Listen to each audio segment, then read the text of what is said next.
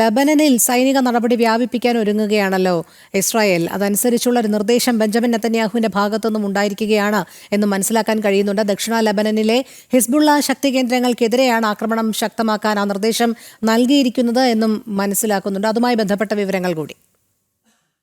രോഹിണി, ഹിസ്ബുള്ളയുടെ ലെബനനിലെ ശക്തമായ സംവിധാനങ്ങളെ സംവിധാനങ്ങളാക്കി മാറ്റിയത് IRGCയുടെ ഭാഗത്തു നിന്നാണ്. IRGC, Islamic revolutionary guard core എന്ന് പറയുന്ന ഇറാന്റെ സംവിധാനം കാര്യമായ ഇടപെടൽ അവിടെ നടത്തിയ വാർത്തകൾ പുറത്തു വന്നിരുന്നു. ഇതിന് പിന്നാലെ ഈ ഹിസ്ബുള്ള ശാക്തീകരിക്കപ്പെട്ട ഒരു സാഹചര്യവും ഉണ്ടായി. പിന്നീട് വീണ്ടും ഹിസ്ബുള്ളയുടെ ഭാഗത്തു നിന്ന് ആക്രമണം ഇസ്രായേലിനെതിരെ ഉണ്ടാകുന്ന ഒരു സാഹചര്യം ഉണ്ടായിരുന്നു.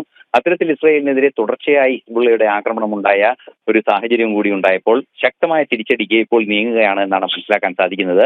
ലിറ്റാനി നദിയുടെ അപ്പുറത്തേക്ക് ഹിസ്ബുള്ളയുടെ ശക്തി കേന്ദ്രങ്ങളെ മാറ്റുന്ന ഒരു സൈനിക വിന്യാസത്തിനെ താൻ ഒരുങ്ങുന്നു, അതിനുള്ള ഉത്തരവ് നൽകിയിട്ടുണ്ട് എന്ന് തന്നെയാണ് ട്രംപ് ഇപ്പോൾ അറിയിച്ചത്. നമുക്കറിയാവുന്നതാണ്, ലിറ്റാനി നദിക്കരയിൽ ഇസ്രായേലിന്റെ ഭാഗത്തോട് ചേർന്ന് കിടക്കുന്ന പ്രദേശങ്ങളെല്ലാം തന്നെ ബഫർ സോണാക്കി മാറ്റിയിരുന്നു. വീണ്ടും ആ ഏരിയ മുഴുവൻ ഇത്തരത്തിലൊരു നോമൻ ഏരിയയോ ബഫർ സോണോ ആക്കി മാറ്റാനുള്ള ശക്തമായ സൈനിക നടപടിയിലേക്ക് നീങ്ങാനുള്ള നിർദ്ദേശമാണ് ഇപ്പോൾ ബെഞ്ചമിൻ നെതന്യാഹു നൽകിയിരിക്കുന്നത് എന്നാണ് മനസ്സിലാക്കാൻ സാധിക്കുന്നത്. അത്തരമൊരു നീക്കങ്ങൾ ഉണ്ടാകുന്നത് നേരത്തെ നമ്മൾ സൂചിപ്പിച്ച വാർത്തയുമായി ബന്ധപ്പെട്ട വിഷയം തന്നെയാണ്. ഒരു പ്രത്യാക്രമണം ഉണ്ടാവുകയാണെങ്കിൽ ലബനനിൽ കേന്ദ്രീകരിച്ചിരിക്കുന്ന ഹിസ്ബുള്ളയെ തകർക്കുക എന്ന കൃത്യമായ നീക്കം തന്നെയാണ് ഇസ്രായേലിന്റെ ഭാഗത്തു നിന്നുണ്ടാകുന്നത്. അതുപോലെ തന്നെ ഹമാസും ശാക്തീകരിക്കപ്പെട്ടിട്ടുണ്ട് എന്ന വിവരങ്ങൾ വരുന്നുണ്ട്. ഹൂതി വിമതരുടെ ഭാഗത്തു നിന്ന് ആക്രമണങ്ങൾ ഉണ്ടാകുന്നുണ്ട്.